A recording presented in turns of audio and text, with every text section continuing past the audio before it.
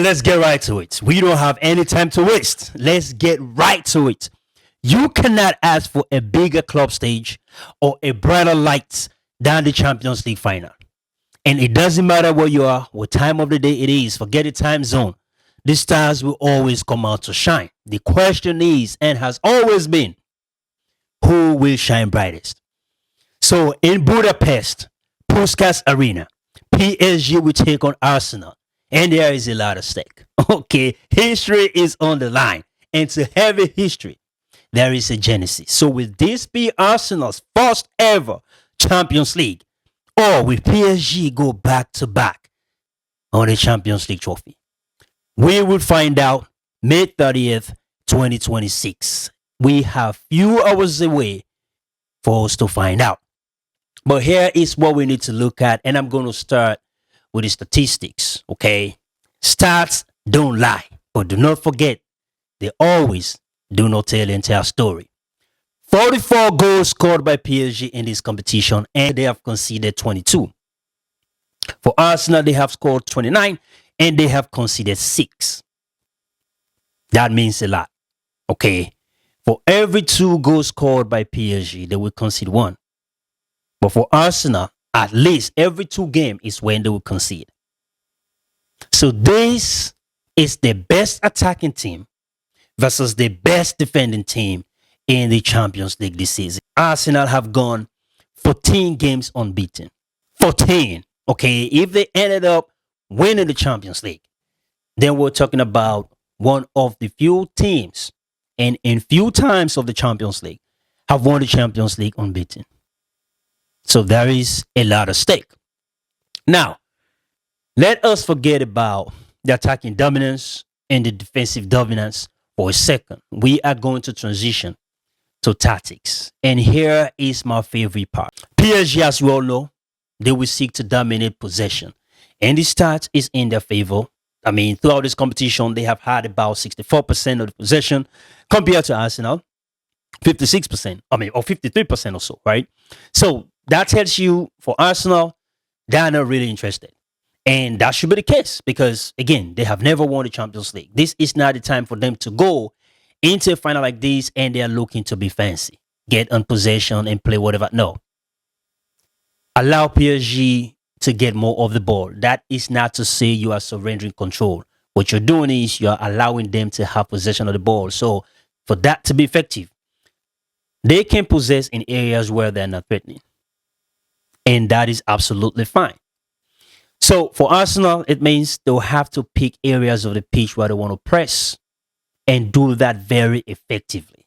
And the best way I think they can do that is when they narrow the pitch against PSG. So which means I do not expect a full-time press by Arsenal, especially when you know you're not going to get possession back. You're not going to win back possession. You're not going to make any good if you win back possession. Now, if naturally the play is all the way up in PSG's half, okay, maybe there's a throwing or whatsoever. Well, yes, you can press because the hope is if you get possession, you're closer to the goal and then you will see if you can take advantage. Outside of that, they can start all the plays they want to start and you don't have to press them, right? Because here is the problem. Tactically, what PSG does is they draw you into perhaps as close as possible to the 18-yard box, right?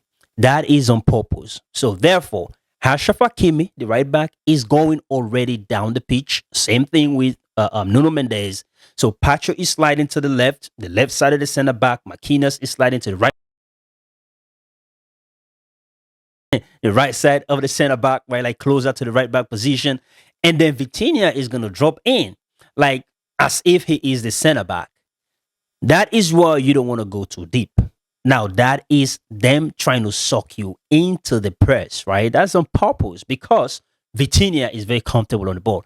It is hard for you to pressure him, right? He's press resistant. He's comfortable and he can pass the ball very well. So if you do that, any pass to Hakimi or Nuno Mendes is a problem. It's an easy 2v1 situation against the Arsenal's fullback because now you have Hakimi on the side and they have Desire Doué. Or you have Nuno Mendes on this side and then you have Kvaratskhelia on this side. Now that is going to be a problem. So there's no point doing that. You want to allow PSG to advance the ball, right? As close as possible. So now the pitch is naturally smaller. So in that mid block, you're going to force the midfielders. If you're Arsenal, and I know why I'm saying this, you want to press them in that area of the pitch and force them to go wide.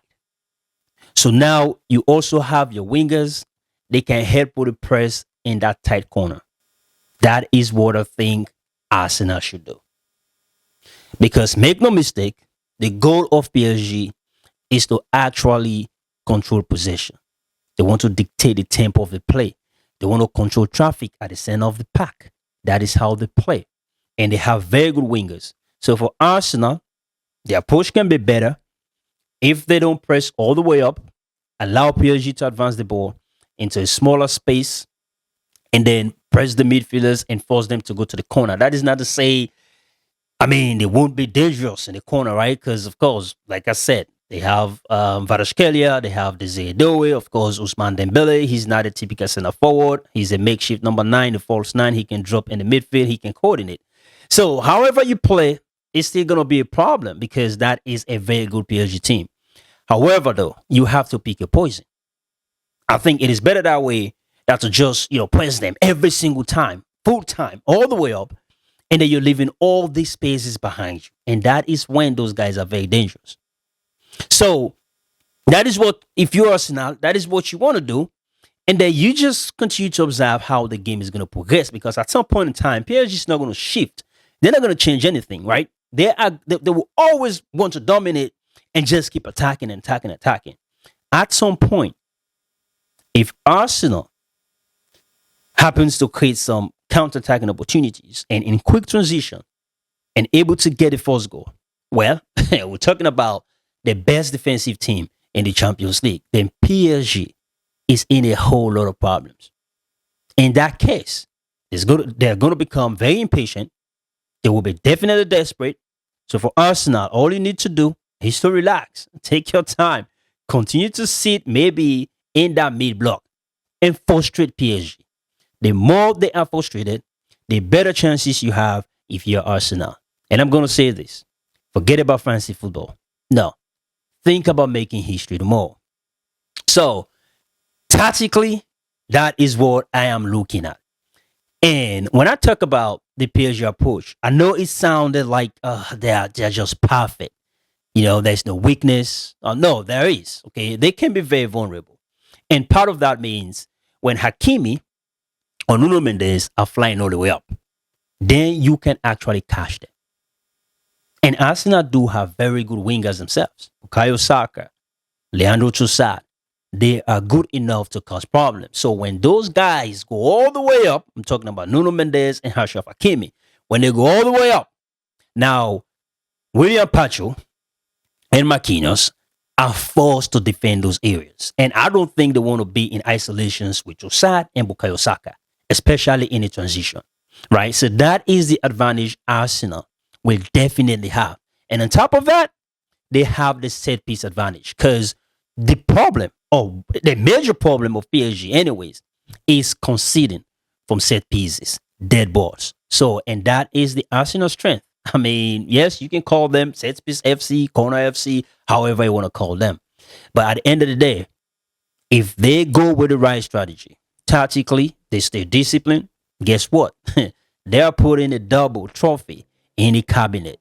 Talking about the Premier League and the Champions League. That would be massive. It will be historic for those group of players, obviously led by Mikel Arteta. Now, having said all of that, winning at this level, it's not easy. We can sit here and talk all the talks, but the players will have to take to the pitch and walk the talk. Pretty much that is the case. My prediction. I'm going to go for a draw, and I'm going to go for extra time, and I'm going to go for Arsenal for the win and penalty shootout. Yes, that's my prediction.